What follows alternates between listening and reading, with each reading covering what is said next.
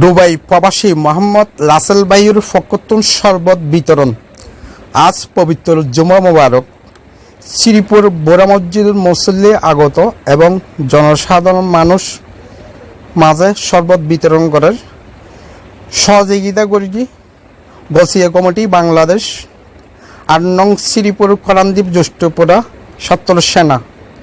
আসলে যে গরম পড়ের এই গরমত এই ধরনের শরবত বিতরণ যারা উদ্যোগ নেয় তারা শুভকামনা করি। ওনারার আশেপাশেও ওনারা এই ধরনের শরবত বিতরণ করিবেন চেষ্টা করিবেন। পানির অপর নাম ওইদের জীবন।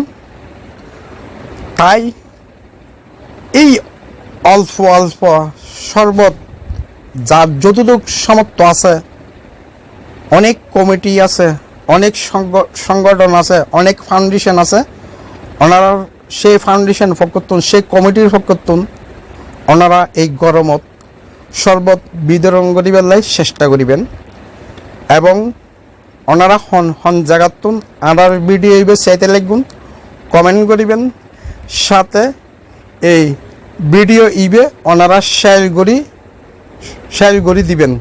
ধন্যবাদ।